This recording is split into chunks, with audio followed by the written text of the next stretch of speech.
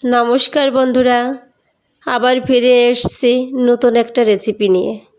কচুর ফুল, পাতার ডগা, লতি, কচু সব কিছু দিয়ে সুন্দর সুন্দর রেসিপি বানিয়ে খাওয়া যায় এবং কচুতে আছে প্রচুর পরিমাণে ভিটামিন। অনেকে আবার ঔষধি গাছও বলে। আজ আমি কচুর ফুল দিয়ে একটা রেসিপি বানিয়ে দেখাবো, সঙ্গে থেকো। দেখো বন্ধুরা, আমি আজ কচুর ফুল নিয়ে এসেছি আমাদের জমির থেকেই তুলে।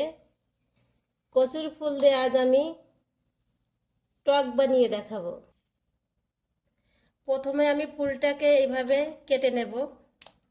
দেখো, ফুলের ভিতরে একটা ফুলের মতোই থাকে, এটা খেতে নেই, এটা ফেলে দিতে হয়। আর এই ফুলটাকে আমি এভাবে ছোট ছোট কেটে নেব। সব কটা ফুলই আমি এভাবে কেটে নিয়েছি। এখন ভালো করে ধুয়ে নিতে হবে, এভাবে ধুয়ে নিতে হবে। আমি টক পাতাটাকেও ভালো করে ধুয়ে নিচ্ছি। আমি এখন কচুর ফুলগুলো একটু ভাপিয়ে নেব।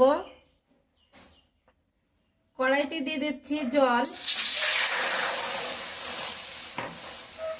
এবার দিয়ে দিচ্ছি ফুল। এবার ঢেকে দিয়ে 2 মিনিট রেখে দেব। 2 মিনিট পর ফিরে এসেছি, সিদ্ধ হয়ে গেছে। আর করবো না, এখন নামিয়ে নেব, জলটা ঝরিয়ে নেব। কচুর ফুলের টকে আমি চিংড়ি মাছ দেব। মাছগুলো আমি এখন ভেজে নিচ্ছি। ভাজার জন্য মাছগুলো দিয়ে দিচ্ছি। চিংড়ি মাছ ভাজা কমপ্লিট, এবার আমি নামিয়ে নিচ্ছি।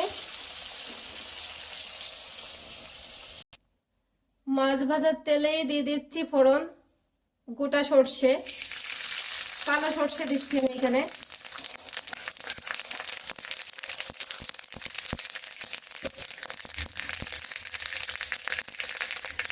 এবার 7-8টা রসুন থেতো করা।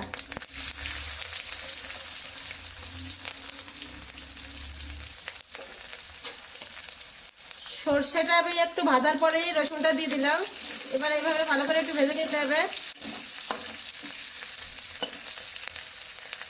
যেহেতু টক আবার কচুর ফুল, আমি এখানে শুকনো লঙ্কার পরিমাণটা একটু বেশি দিচ্ছি, 4টে শুকনো লঙ্কা।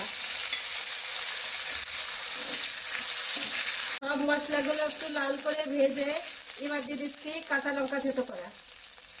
সব মশলাগুলো 1 মিনিট আমি মিশিয়ে নিলাম। এবার দিয়ে দিচ্ছি জল ঝরানো ফুল। ফুলটা দিয়ে আমি কিছু সময় এভাবে ভেজে নেব।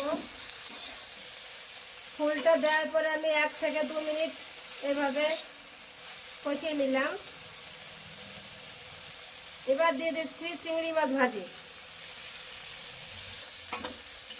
চিংড়ি মাছ ভাজি দিয়ে আমি ভালো করে একটু মিশিয়ে নিয়ে 2 মিনিটের জন্য ঢেকে দেব। 2 মিনিট পর ফিরে এসেছি, দেখে নেওয়া যাক কতটা হয়েছে। দেখো, কচুর ফুলে একটু জাল বেশি লাগে, সেই কারণে আমি একটু আগেই কচুর ফুলটা দিয়েছি। এবার দিয়ে দেব টক পাতা, পরিমাণ মতো লবণ, পরিমাণ মতো হলুদ। লবণ হলুদ দেওয়ার পরে আমি ভালো করে মিশিয়ে নেব। টক পাতা কার কার প্রিয় স্বাদ কমেন্টে অবশ্যই জানিও। টক পাতা দিয়ে কচুর ফুল এইভাবে রান্না করলে খেতে তো দারুণই লাগে আর অসম্ভব স্বাদ। একবার বাড়িতে সবাই বানিয়ে খেয়ে দেখো। টক পাতা দেওয়ার পরে একটু ঘন ঘন নাড়তে হয়, ঘন ঘন না নাড়লে নিচেদের লেগে যাওয়ার ভয় থাকে। এত সময় হাই আছে ছিল, আমি এখন আঁচটা একটু লো করে দিয়ে রেখে দেব। আমি খুন্তি দিয়ে এইভাবে একটু টক পাতাটাকে মিলিয়ে নিচ্ছি।